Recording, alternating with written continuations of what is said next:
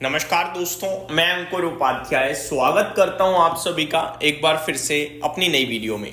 बाजार में शानदार बाउंस बैक आते हुए दिख रहा है, अच्छा उछाल दिख रहा है। मार्केट ब्रेथ भी अभी तक अच्छी दिख रही है। कल एक्सपायरी पे तो बहुत बुरा हाल था, और कल क्यों इतना बुरा हाल था इसका तो आंसर है भी नहीं, मैं आपको बताना चाहूंगा।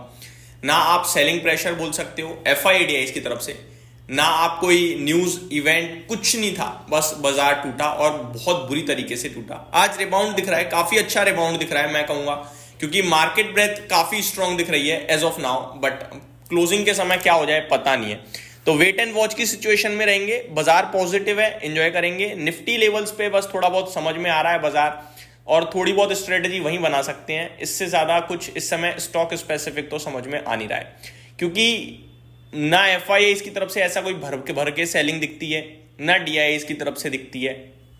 लेकिन बाजार आपका जिस हिसाब से टूटता है, ऐसा लग रहा है कि चौतरफा बड़े लेवल पे बेचा गया है बाजार को। अभी मैं आपके साथ निफ्टी की बात करूं तो 70 पॉइंट ऊपर है 25,216 पे। निफ्टी लेवल्स के हिसाब से अभी कोई इंपॉर्टेंट लेवल नहीं है, लेकिन साइकोलॉजी के हिसाब से और जिस हिसाब से बाजार नीचे गया और नीचे से ऊपर आया, तो 25,000 एक इंपॉर्टेंट लेवल है जो मेरे को लगता है आपको ध्यान में रखना है। और अगर हम 25,200 के ऊपर 2 दिन क्लोजिंग दे जाते हैं आज और कल, तो फिर 25,200 ही अपने आप में इंपॉर्टेंट लेवल हो जाएगा। तो ये तो हो गई निफ्टी की बात। आज अच्छी बात यह है कि मिड कैप में अच्छी तेजी दिख रही है, बट मिड कैप में जो तेजी है वो सिलेक्टिव स्टॉक्स की वजह से है। जैसा कि कल मैंने आपसे कहा था कि पर्सिस्टेंट के नंबर्स मुझे काफी अच्छे लग रहे हैं, 6% ऊपर ट्रेड कर रहा है। आगे आप सभी के साथ बात करें दोस्तों, तो थायरोकेयर टेक्नोलॉजीज कहा था आपसे कि सुपर नंबर लग रहे हैं, सब कुछ बेहतरीन था इस कंपनी का। डिविडेंड भी आया, नंबर्स भी दमदार। 3% 3% ऊपर दिख रहा है। स्टॉक करीब 10-12% ऊपर खुला था, ये अब 3% रह गया है, तो बहुत ज्यादा वॉलेटाइल होता हुआ दिख रहा है। मैं ये कहूंगा ऊपर खुल के काफी लोग ट्रैप हो गए होंगे आज इस स्टॉक में। अब पूछ रहे होंगे कि क्या करें क्या ना करें। भाई साहब, स्टॉक के नंबर्स अच्छे थे, सब कुछ अच्छा था, ऊपर खुल गया था, तो फिर लेना बनता नहीं था ना, क्योंकि मूवमेंट तो आ चुकी माफ कीजिएगा दोस्तों, मूवमेंट तो आ चुकी थी। फिर भी अगर आपने लिया है तो कहीं ना कहीं वो थोड़ा रिस्क हो गया था। अब वो रिस्क आपके लिए भारी पड़ता हुआ दिख सकता है, दिख रहा है इनफैक्ट।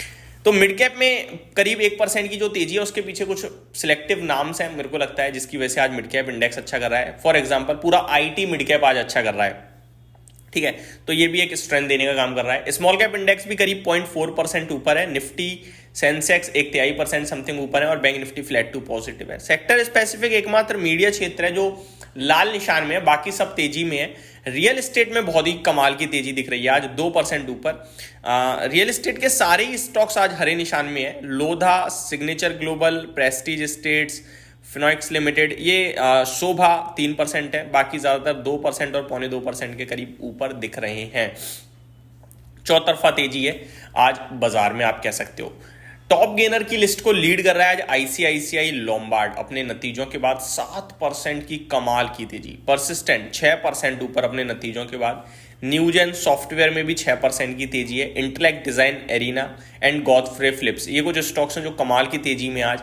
टाटा कॉम अपने नंबर्स से पहले 4% ऊपर है। आई थिंक आज इसके नंबर्स भी आने हैं। AU Small Finance Bank, Godrej Properties, Sobha, ये कुछ अच्छा करते हुए दिख रहे हैं आज। गिरावट कहाँ है? एसकेएफ इंडिया करीब आपको 54% डाउन दिखेगा। एक्चुअली में डाउन नहीं है ये स्टॉक, आई थिंक डीमर्ज का कुछ केस है एसकेएफ में, कोई तो केस है, बोनस तो नहीं दिख रहा मुझे, कुछ तो है। मैं आपके साथ डिटेल में शेयर करूंगा, तो वो डाउन नहीं है, इतना मैं आपके साथ कह सकता हूं। टाटा इन्वेस्टमेंट का शेयर 5% नीचे दिख रहा है आज। मैप माई इंडिया में 3% की गिरावट है। बीएलएस इंटरनेशनल एक बार फिर 0.25% नीचे आ गया है। तो ज्यादातर एक्शन जो है वो रिजल्ट स्पेसिफिक और मिड कैप आईटी में हो रहा है मेरे हिसाब से, ज्यादा कहीं कुछ खास हो नहीं रहा है। टाटा मोटर्स 1% नीचे है। टाटा मोटर्स पे इंटरेस्टिंग कमेंट मैंने पढ़ा, जिसका जवाब देना बड़ा इंटरेस्टिंग होगा।